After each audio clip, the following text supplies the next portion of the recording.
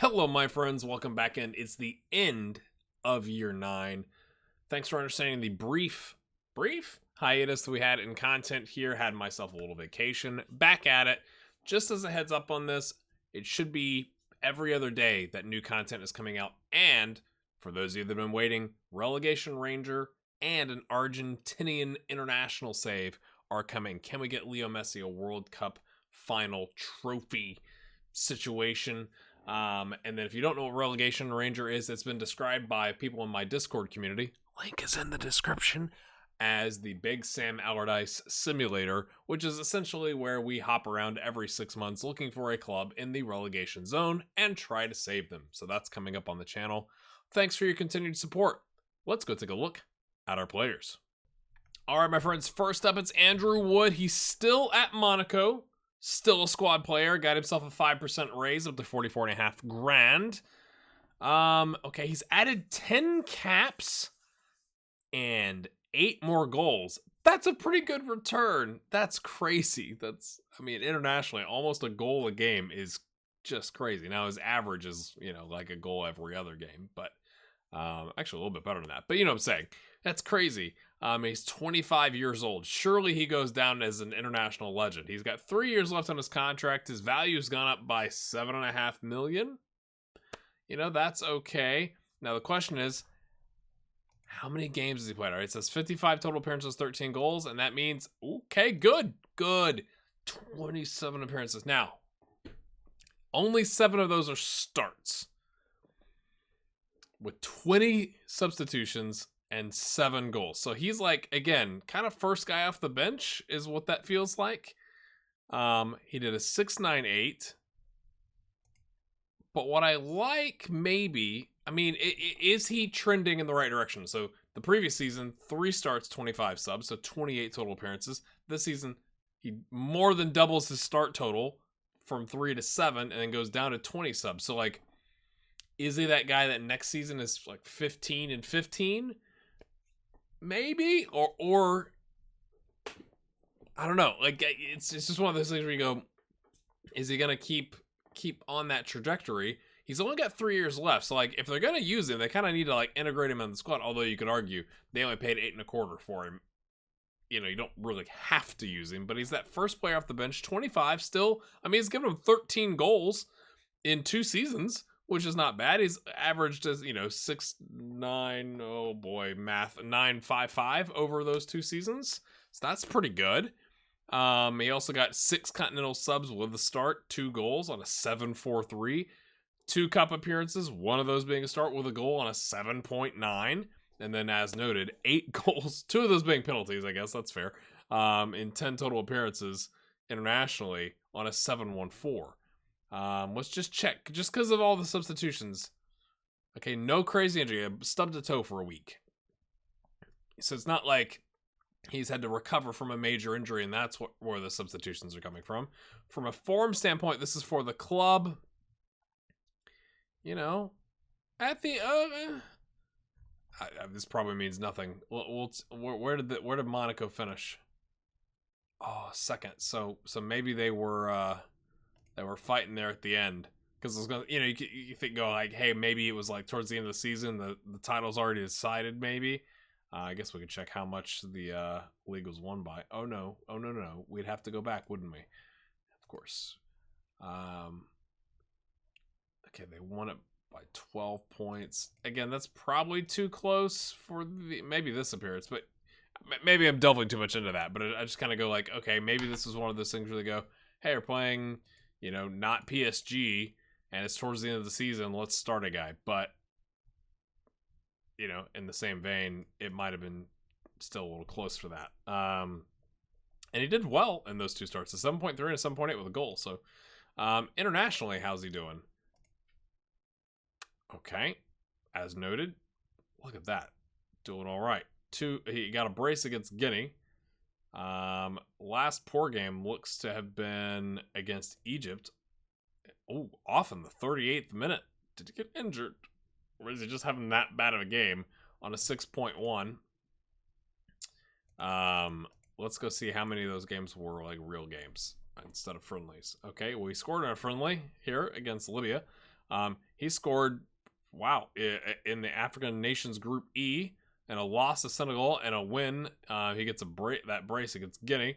And then prior to that, it's not gone as well, you could say. At least this is he picked up an injury. I mean, at least they didn't just, yank him in the 38th minute because he was playing so poorly. So, yay.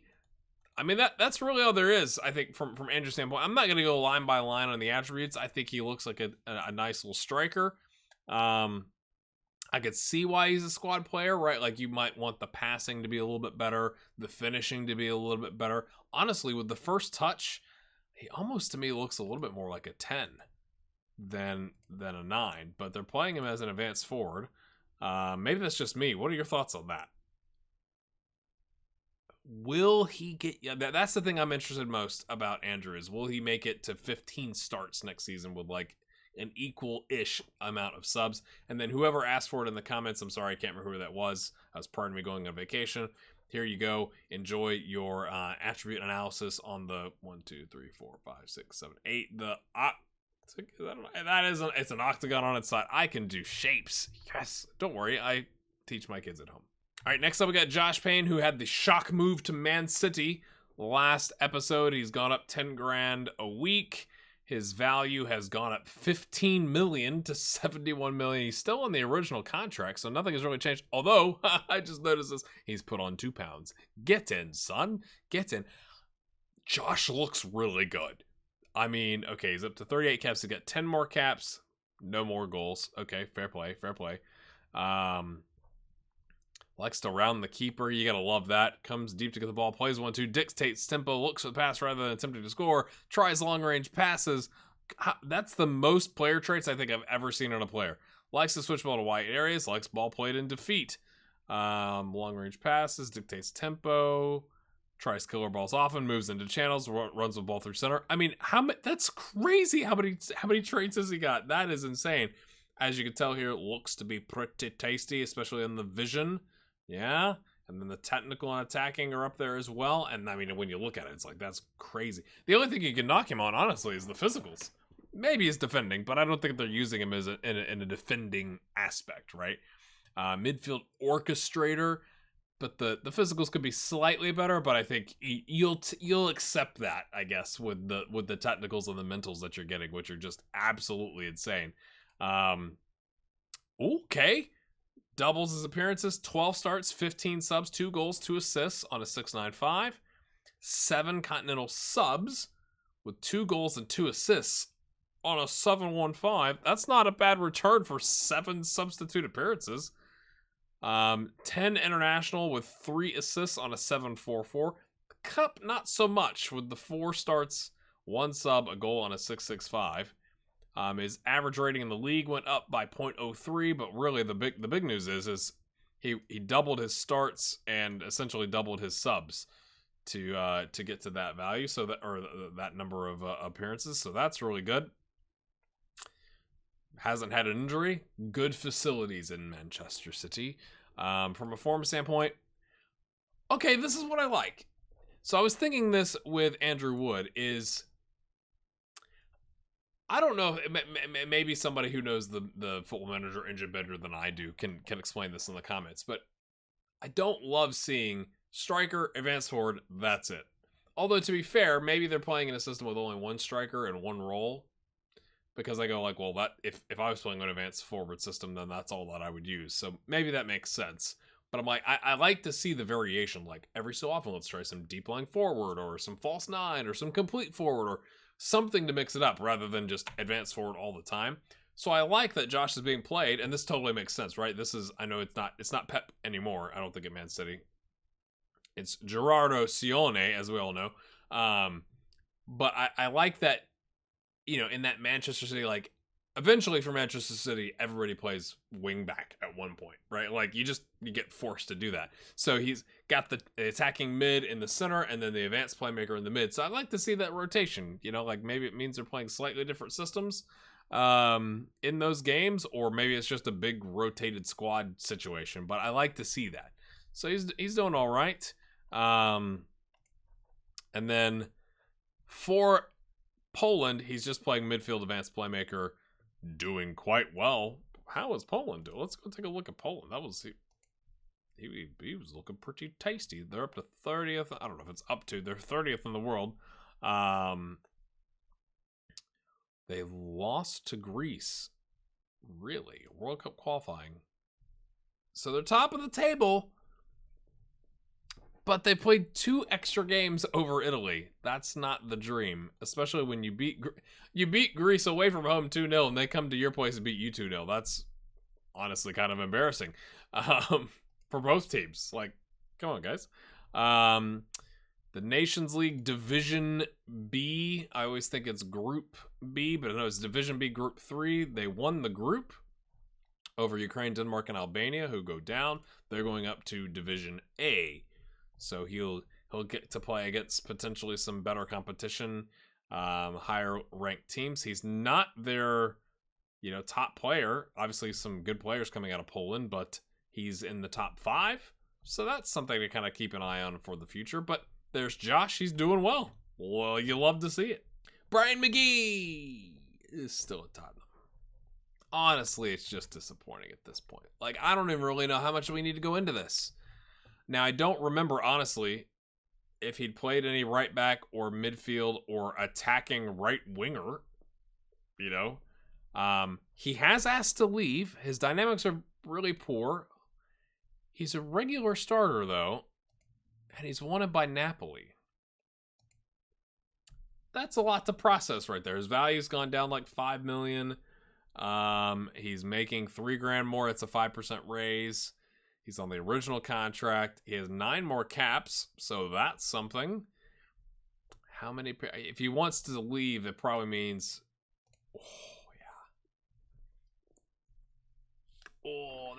It's so worse.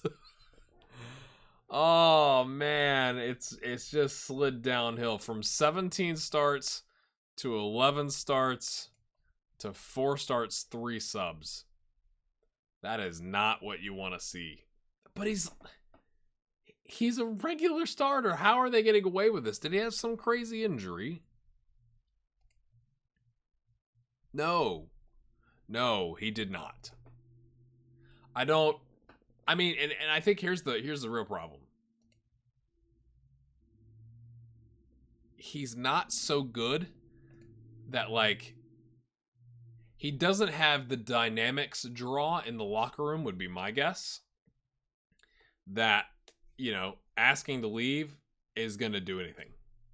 Like, if nobody comes in with a substantial bid for him that, like, makes Tottenham a profit, they're going to be like, yeah, sorry, bro. And, like, because he's not played that many games, right? Like, if he was, like, a regular starter and had been there since, what is that, 6 years ago or whatever, and, like, was playing a lot and everybody loved him and, then you might be able to justify, hey, we got to get Brian out before we have to appease Brian.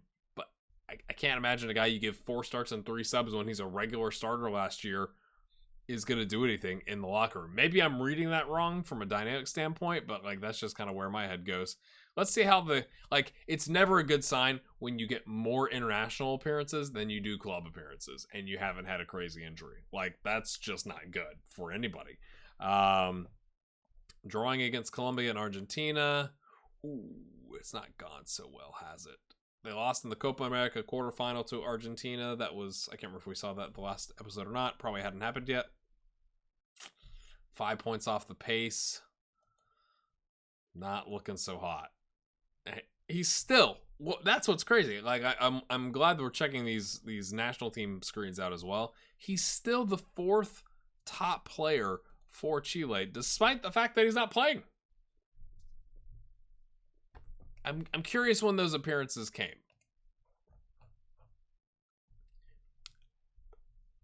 He wasn't even put on the bench after January 13th. That's, I think, all we need to say about Brian McGee. And we'll all hope for a move. Right?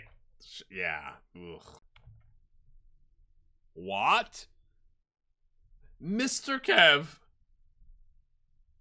who Stutgart pulled money out of thin air Paid like 41.5 million for him. Has gone to Real Madrid. I'm looking at the spreadsheet that, thank you again, Eduardo Valente, in the community for maintaining this.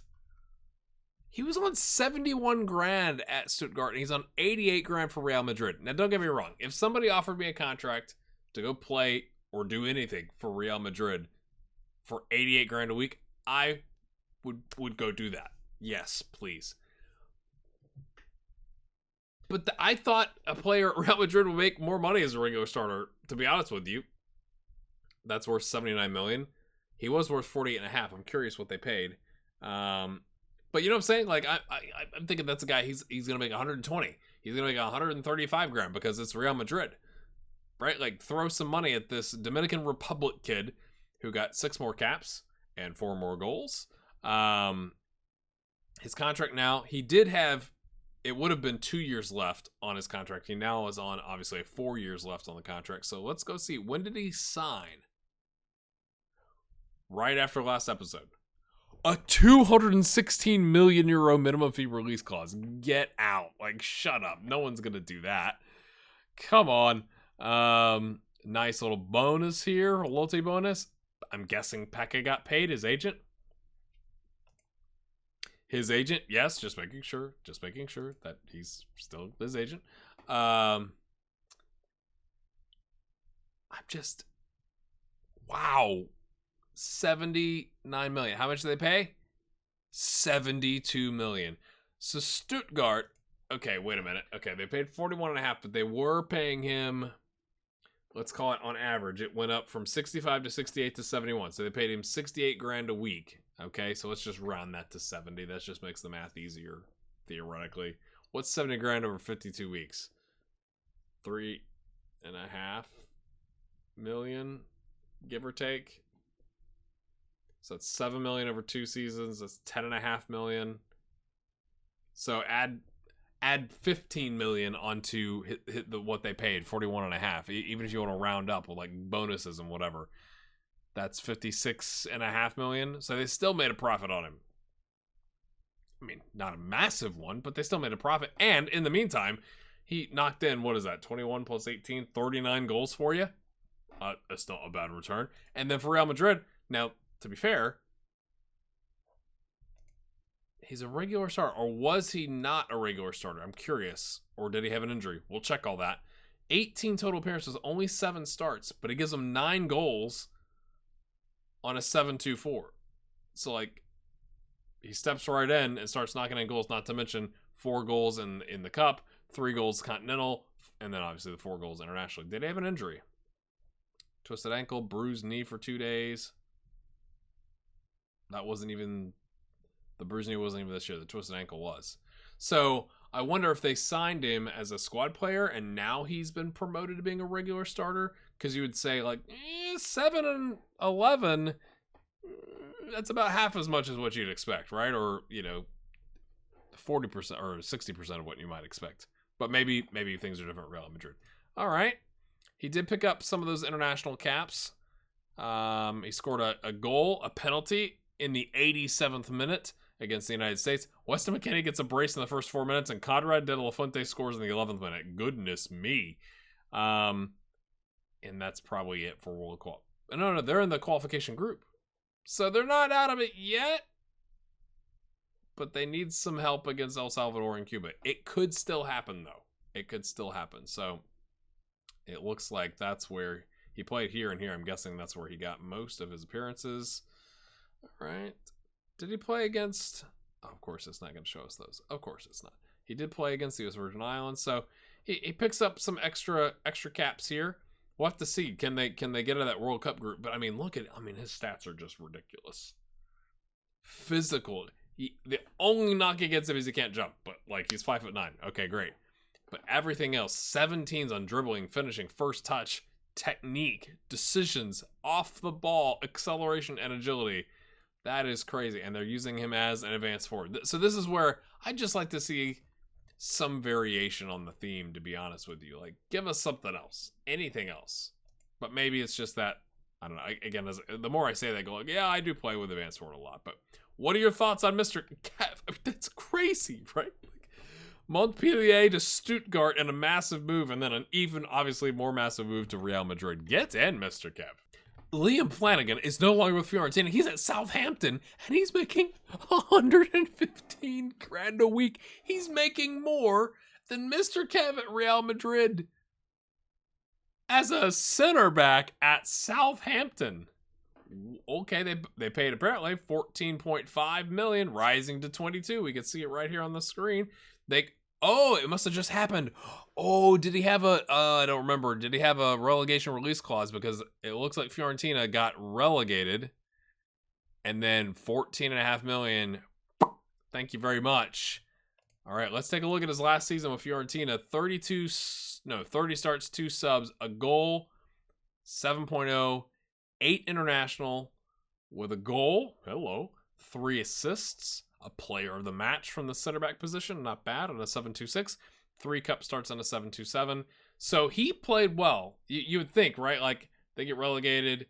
Was it they didn't score enough goals? Did they have other bad players around him from a defensive standpoint? But, like, he had, what was that, his best season yet? Barely, by a 0.01 average rating.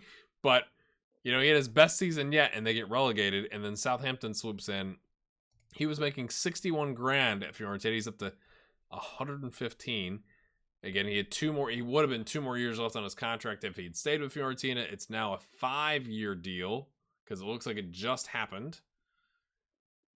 Wow. He picks up 10 more caps and a goal as noted, and his value has gone from 17.5 to 37 million, but that's what happens when you move to the Premier League and your wages almost double. Will they play him as a ball-playing defender? Surely. That, like, you'd have to do that, right? Why is it showing me Paraguay first? Or maybe it's because he hasn't played for his current club yet. Yeah. Unfortunate. Oh, unused substitute for some games here. Excuse me. Wide midfielder left on in the 35th minute. It must have been an emergency. What? I guess that's where that came from. He's not the one you... What? We have to go look at that, don't we? We have to go look at that. That was against... Hold on. It was down here. Crotone. So you have Gabriel Maximiano go out. It had to have been an injury substitution. But, like, you didn't have anybody else? Nobody? So you take your... Oh, that's sad. Look at that screen. So you take your ball-playing defender and say, like, I know you're right-footed. Go play the left wing? Maybe it was decisions like that got them relegated. But he's with Southampton now. How's Southampton doing? Okay. So they stayed up. They actually finished 6th. Not this last season, but the season before that. And then 9th this season. So they're reinforcing. He's an important player. That's, you know... I guess so. That makes sense. Big, tall lad. All right. What are your thoughts on that move? That is crazy. Did we look at Paraguay? We did not. All right. So World Cup qualifying, as noted, they are the ones currently closest to Chile and Brian McGee. Didn't it say he scored a goal internationally? Did I miss it? There it is. He gets the equalizer. Get in against Bolivia to help them, you know, stay above Chile for a little bit longer. We'll have to see if they can hang in there. What are your thoughts on that move? I that to me just seems like good business. Like Southampton, 14.5 million, done deal. Thank you very much. But as an important player, can he perform? We'll have to find out next episode. All right, it's time for Peter Doyle. I was pulling up the spreadsheet here. He's still at Atletico Madrid, still a B team regular. His wages have gone up 2.5 grand. His contract, though, is up in a year. Dynamics hopes that being made available for loan lease for an opportunity to prove himself elsewhere. Well, that's curious. Nobody's interested in you from a loan standpoint, and Malaga is interested in me from a transfer standpoint.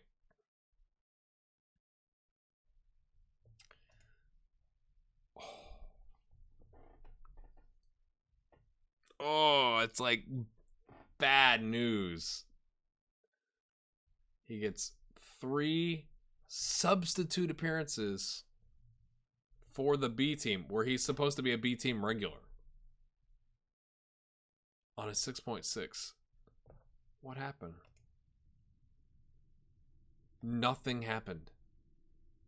I mean, a bruised knee for 2 days, twisted ankle for 3 weeks, and bruised foot for 2 days. So it's not like, again, it's not like he blew out a knee or anything crazy. That's so bad. And I wonder if it's because, okay, I'm not an expert in Spain, but these are different. So I'm guessing this is La Liga, top division. This is the division right below that. And then below that is the Spanish 2 Pro A. So he was getting regular minutes, and then they got promoted to the second division, and he gets essentially 0 minutes. Oh, I guess it'll be interesting because it's either like, I can't imagine he signs another contract with them. So does he take a loan move and leave on a free, or does somebody pay a transfer fee for him? Does it really matter for Peter Doyle? I am so surprised by him. Wow. Okay. He also picked up 9 caps and 2 more goals. Again, not a good sign when you're getting more international appearances than you're getting substitute appearances for your B team. Whoop, that's not what I want. I mean, he's playing right winger and probably a 4-4-2. That is so gutting. My goodness. We don't need to go line by line in the attributes. It's just, it kind of is what it is. The story of Peter is he's got to make a move. Where does he go from here? Like, what makes sense from a guy that they get promoted to the second division, was a B team regular? Where does that player go? Like, does he go to like another Spanish second division team? Does he go to like some random like Croatia? You know, like, I don't know. Like, where does he go? Where does he go? Before we move on, my friends, I just want to say thanks for your support. If you're enjoying this episode, hit that like button over there. If you want to see more content like this, and preferably on a more regular basis, there's a bunch of ways you can support the channel. Subscribe. I think we're really close to like $6,000. First time I'd have 6,000 subscribers on the channel ever, so that would be cool. You can support me financially with Patreon. The link is in the description, or as a YouTube member, throw a buck or two my way each month. You can buy something on Teespring, or if for some reason you haven't purchased FM21, I've got a link to Humble Bundle, so that also helps support charity, where I get a small affiliate commission if you happen to buy through my link. So just want to say thanks. I know I haven't been as consistent. Life has been really crazy. I went on vacation. I tried to get as much stuff done on before vacation as I could, and just getting to the end of year 9 and 10 videos just didn't make it because I had to like mow my grass because I was going to be out of town and stuff like that. So, and here, like, you know, do I say something about the size of the gardens I see posted on the UK, where it's like, well, dude, that takes like 3 minutes to mow your grass. Mine is a little bit larger. It takes about 45 minutes or an hour. Anyway, that's not a humble brag. It's just that things are different here. So I just wanted to provide some context. I'm going to shut up now because I've probably ruined this little commercial. And let's go look at our next set of players. Chris Carpenter. You know, I had forgotten, to be honest with you, that he'd moved to Liverpool. And this is what I love about this experiment series, is the storylines you get. Like, can you imagine? You got a guy goes from Nepal, goes to Moskron, and then to Ghent. So like, he goes from Nepal from Kathmandu club to 2 different Belgian clubs, gets picked up by Liverpool, get in, still managed by Jurgen Klopp. Can you imagine? Although they haven't really won anything. But like, oh, the fans at Anfield, I just think that's a crazy awesome story. He's got up 10 grand on his wages. He's got 7 more caps and 3 more goals. He's a regular starter. He's been a regular starter the entire time he's been there. There's a bug flying around my face. This is fantastic content, my friends. He's worth 83 million. That's up 6 million. Sorry, there's like a fruit fly or something right up against my glasses. I think this is really good business for Liverpool, and that's just not me being a Liverpool fan. You just, like, I don't know. Maybe you disagree. $36 million for a guy who gives you 32 goals in his first 3 seasons, right? So that's like an average of 11 a season, and gives you another 20 assists, and his average rating 732, 744, 774. At that pace, my friends, he'll be at like a 784 or 794, maybe an 804 before the end of the series, or until he starts falling apart. But he gets 24 starts compared to last season, 29. So I wonder if he had a knock.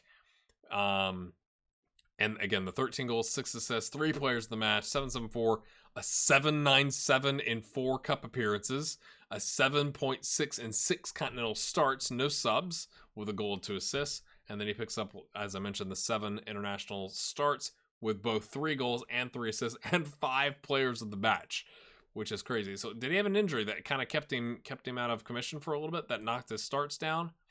Oh yes, a torn groin muscle. Ooh, 5 weeks. Okay, so that makes it almost more impressive, doesn't it? Like, maybe he wouldn't gotten back the 10 assists, but maybe if he had those 5 weeks back, that was late January, so that's, there's a lot of fixture congestion. He probably has 15 goals, 16 goals, something like that, if you throw those in there. So you'd even get more return. I just love the story. Inverted winger on the left, although, okay, a little bit of 3 games here on the right. And this is where this is coming off the injury. So he's injured, and then coming off the injury, he was in light training, so they had to like ease him back in. So he comes in against Newcastle as a sub at the end of the game, then comes in, is not selected against Atletico Madrid, probably because he's not match ready, maybe, coming off the injury, and then comes on the 15th minute against Derby, and I guess it must have been the right winger that got hurt, and so he played right wing, which is kind of interesting. Or maybe it was like the left winger got hurt, but no, that wouldn't make sense because he would just come in at left wing. So the right winger gets hurt and he comes on. He's playing inverted. He's either footed either way, and his attacking attributes could actually be better. He's not that great at finishing, which is, he's getting 13 Premier League goals a season. For the 2 full seasons that he's had.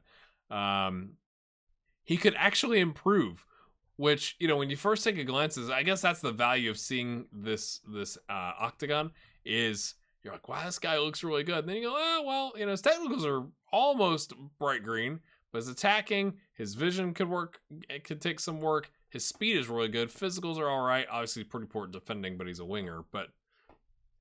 And Erling Haaland is a vital part of the team. That should point. Every time I see that, I'm going to point that out.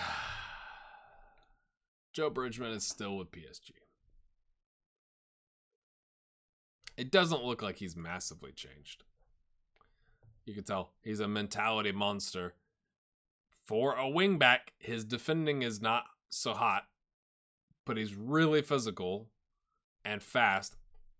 I guess when you're PSG,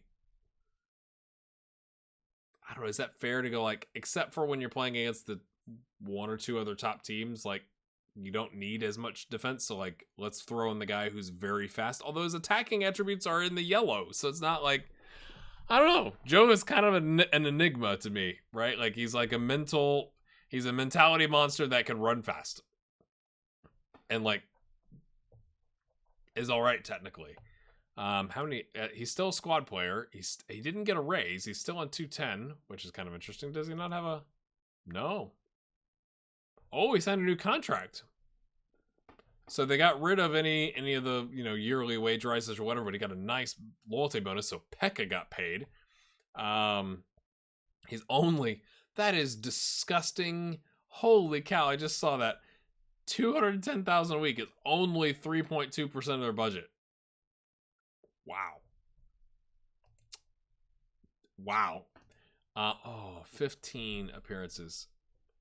Again, we'll check to see if he had an injury, but 11 starts, 4 subs versus 29-3, 35 straight starts, 32-1, 34-1. Did he have an injury? He had a cold for 4 days. Oh no. So what caused... That doesn't make any sense either. I mean, I guess they were using him as, like last season, he was a squad player, but they used him as a regular starter. So now maybe they just used him as a squad player. But he played I was gonna say, like, maybe somebody got injured, but he also missed like every other game, you know, on average in the second half as an unused substitute. So like it was like a rotation. For Russia, he's playing wingback. Okay, he had 49 caps and a goal. He's got 59 caps and 2 goals. Let's go check that out.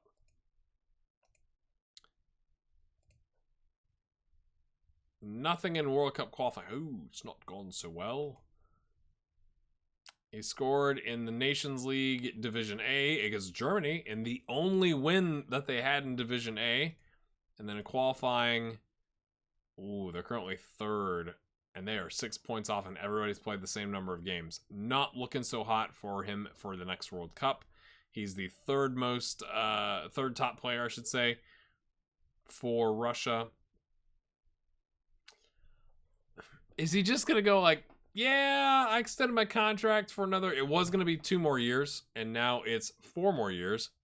Is he just content to get paid? His value hasn't changed.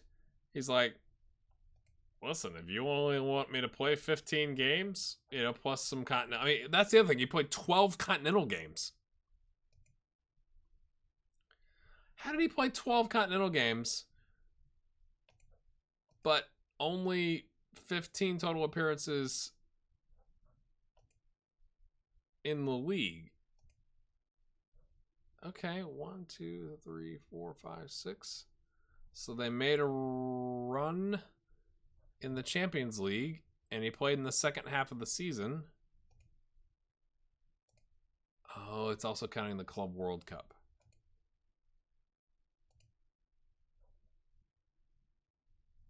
But why would you play him in like a majority of your Champions League games? That's just disgusting. And not play him more in the league. And he's listed as the right back. And like, even when you look, right, these guys, center back that could play right back, but I mean, not really. Like, that guy's a center back. Same thing here. His crossing is okay, but like, Mendy is a left-footed. Like, he could play right back, but you'd have to have another left back. You know, and I guess maybe that's the only thing I George Bello, hello, American. I just realized that at PSG. What? As a squad player. What? You know, maybe George. George only had 7. They had 7 starts, so like maybe George slid over to Mendy's spot. Mendy took the right back, because I don't see many other players. This guy is a grayed out player that can play right back, right wing back, and right midfielder. But I don't think that's the guy, and nobody else can play right back. I got nothing. I got no idea. But do you think Joe is just gonna be like, yeah, I'm good. I'm making 210 grand. I have to play every game. Cool. Leave a comment. Gordon Bell's moved. Yes, he said Toronto. Oh, he's on loan. Oh, I thought he'd moved to Toronto. Is it like shop window? Why now? He's at 18 starts. You see that down here? 18 starts. Again, calendar year. So, okay, it must have... It's been since the beginning of the season. So he started what looks like every game with a goal and an assist on a 7-1-1. He's also gotten 2 substitute appearances. Go on, Canada. The manager's like, hey, you're still in my plans. Let's get you in the shop window. Who's the manager for Canada? John Herdman. Yes. Oh, it's the guy from the... Okay, it says... Oh, you can't see this. It says Women's Club. Is that the... Is that the guy that was the Canadian women's manager and then moved? Or am I thinking of something else? You know, storylines blur in your head. It's late. I'm recording this late the day before it comes out. So, forgive me if that's wrong. But, The good news is, forget all that, Gordon Bell might be moving someplace. I mean, he's moved up a significant level, right, into MLS. What's the difference here? Canadian Premier League. That doesn't really tell the story, does it? Like, it's a pretty severe drop-off from probably these two to everybody else. Is that fair? He finished his last season with 17 starts, 2 goals on a 7-1-4, yippee. But then, thus far this season, you're saying there's a chance. Did he have some crazy injury? Pulled back muscle for 2 weeks. Oh, that was last February. Okay, I was going to say something along the lines of, like, he got to Toronto and, like, got to use real weights, and it was like, ah! But that was last season.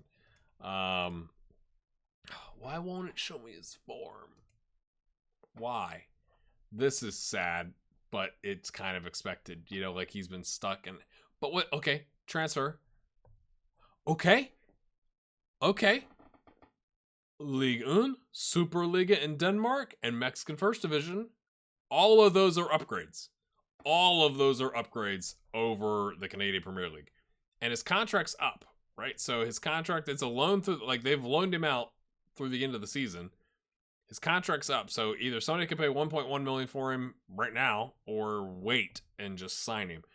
Although I am fearful that, like, it'll be like, oh, these clubs are interested, and then no one signs him, and then that's the end. But the other thing I'm curious about, okay, his Calvary FC contract is $825 a week. Toronto has to pay $1,800 per week for a senior minimum salary contract because of the weird rules in MLS. Does he get that? Like, does that go to the player, or does Calvary, is it like, yeah, we're going to pay him his wages. You don't worry about it. And they just keep the extra, whatever, $975 a week. Gordon could move. I mean, this is probably the best news of the entire episode, right? Surely. Do you agree? And here we go with Greg Baxter, our last player. Then we'll look at Pekka to see if he's got all of them as still his players under his agency. Okay. He does look like a pretty, aside from the, like, if you just, you know, take your hand on your screen right now and just cover up this column, he looks to be a pretty good player. It's just he's not very physical. I love that he's got stamina, though. He can't really get up to any kind of speed, but he could run for days. Just not at a good pace. So does it really do you any good? Anyway, I digress. Still with Leeds, regular starter. Massive increase in games, okay? 6 starts, 2 subs in the previous season to 27 starts, 1 sub with 3 assists on a 706. 8 cup starts, 719. 8 international with 2 goals, 2 assists, 4 players of the match, and a 794. Monster international season. But the news here, my friends, has got to be, okay, pulled thigh, tight calf. Oh, he tore his calf muscle last. Oh, we knew that. But the good news here is they are using him, right? Like, he is, that's more appearances that I thought he would have based off the previous season. And I know they brought him in halfway through, but it's just like, like, I was thinking like he like doubled, like 16. So like the fact that he's come in and really started a bunch of games is absolutely massive. Central midfielder holding it down. I would imagine as the defend function, maybe as the support function. And then internationally, same thing. He's having a really good time playing the likes of Malaysia and Guam, as you do. Although this is a while back, but he got sent up against India 5.8. Yikes! But that's, I'm generally surprised. I'm surprised. Boy, I'm not gonna edit that out. Let's leave that in. 31.5 grand a week. 3 years left. How's Leeds doing? Okay, they're still in there. They dropped to 10th. They dropped a couple spots, but you know, they also had dropped down to 14th and bounced back. So maybe they'll do that again. But they're still in the Premier League. They're still hanging in. And he's now getting appearances. I think that's a great parking spot for his career. Like, just kind of hang out here for a while. Maybe sign a new contract. Right? Like, I don't see him going to like a PSG or a Man City or, you know, any of those types of clubs. He just doesn't have the physical attributes for it. But for like isn't that like a Leeds player? Maybe aggressive, really good in the tackle, but can also, like, maybe I think of Bielsa's, like, he doesn't have maybe the pace to get there, but like that attack, press, go, be able to pass the ball, have the vision. I don't know. Bielsa's no longer there, obviously, in this edition, but I think that's a handy little career for Greg. All right, my friends, here at the end, Pekka still has all 10 as his clients, so nobody's dropped him. But it's almost just sad, right? When you look at this, it's like two of these things are not like the others. The Toronto FC / Calvary, right? And the Atletico Madrid, it's the B team. And the values, I mean, are just tragically low in comparison to the rest. But I would like to know right now, based on what you've seen in this episode, we're 9 years in, who do you think the Wonder Kid is? I'll tell you who I thought it was. I'm not going to give you my opinion. We'll wait to see how it turns out. I thought for sure Peter Doyle was the one. Just because of how his attributes changed that first episode. Like, there's no way this guy in, like, he's in the middle of nowhere, right? Just like all the other ones. Has that much of an increase with those poor facilities. But it just hasn't turned out that way.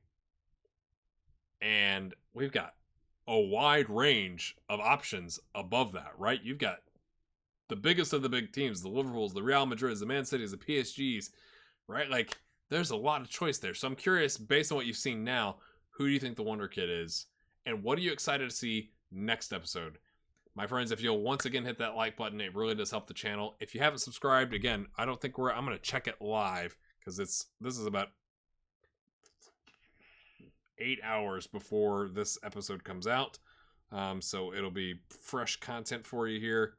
We are 6 people away from getting a 6,000 subscribers for the first time. So if you're new and you haven't subscribed, go over there. It would mean a lot. We'll see you next time. Have a good one.